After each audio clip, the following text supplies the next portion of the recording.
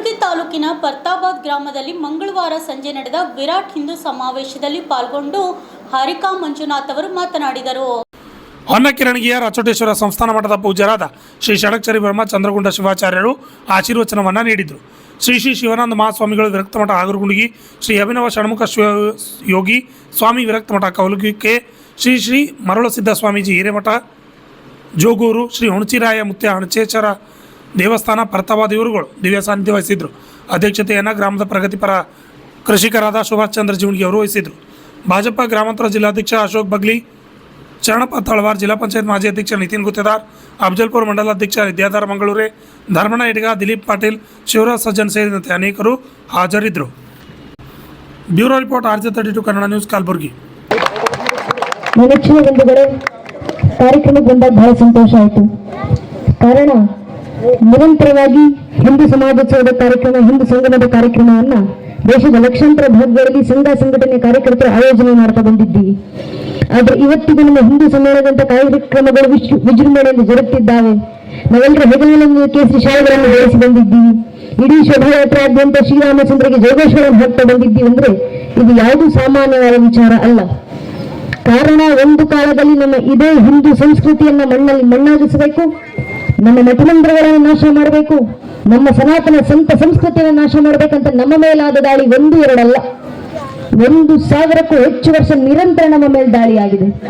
ಇಷ್ಟು ವರ್ಷ ದಾಳಿ ಏನ್ ಮಹಾ ಅಂತ ನಾವು ಅಂದುಕೊಂಡ್ರೆ ಯಾವತ್ತಾದ್ರೂ ಇತಿಹಾಸ ಪುಟಗಳನ್ನು ತಿರುವು ಹಾಕಿ ನೋಡಿದಾಗ ನಮ್ಗೆ ಅರ್ಥ ಆಗುತ್ತೆ. ಇದೇ ಜಗತ್ನಲ್ಲಿ ಪ್ರಾಚೀನ ಅಂತ ಕರೆಸ್ಕೊಂಡಂತ 35 ಜನಾಂಗಗಳಿದ್ವಲ್ಲ, ಎಲ್ಲೋದ್ವು ಆ ಪ್ರಾಚೀನ ಜನಾಂಗಗಳು? ಎಲ್ಲೈತು ಜಗತ್ತಿನ ಮುಂದೆ ಪಿರಮಿಡ್ಗಳನ್ನು ಕಟ್ಟಿ ಮೆರೆದಂತ ಈಜಿಪ್ಷಿಯನ್ ಜನಾಂಗ? ಎಲ್ಲೈತು ಜಗತ್ತನ್ನ ಆಳಲಿಕ್ಕೆ ಬಂದಂತ ಗ್ರೀಕ್ ಜನಾಂಗ? ಎಲ್ಲೈತು ಜಗತ್ತಿಗೆ ಭಾಷಾಶಾಸ್ತ್ರ ಪರಿಚಯಿಸಿಕೊಟ್ಟಂತ ಪರ್ಷಿಯನ್ ಜನಾಂಗ?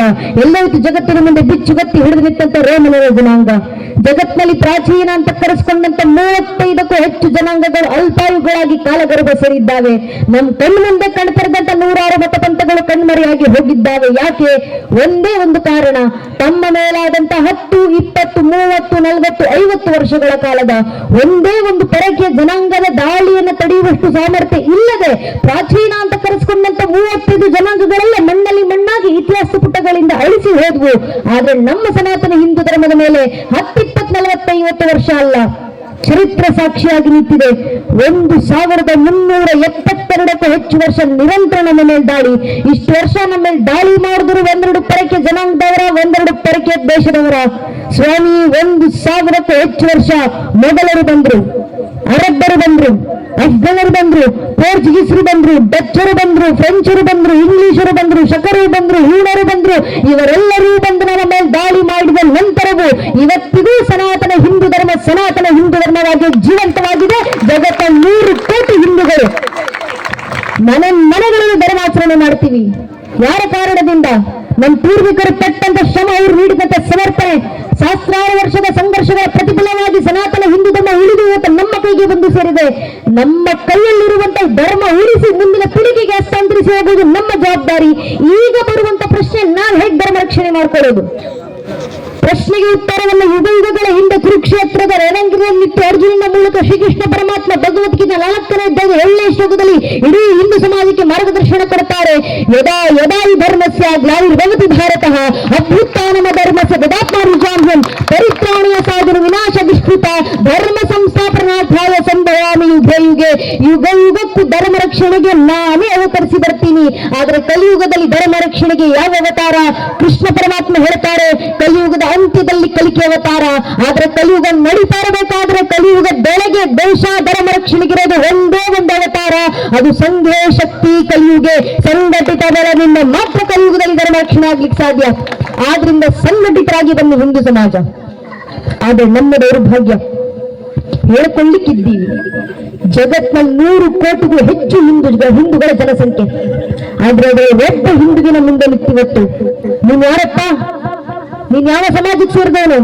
ನಿನ್ನ ಪರಿಚಯ ಏನಂತ ಕೇಳಿದ್ರೆ ಹಿಂದುವಿನ ಬಾಯಿನಲ್ಲಿ ಧರ್ಮದ ಹೆಸರು ಬರೋದು ಮುಂಚೆ ಜಾತಿ ಹೆಸರು ಬಂದಿರುತ್ತೆ.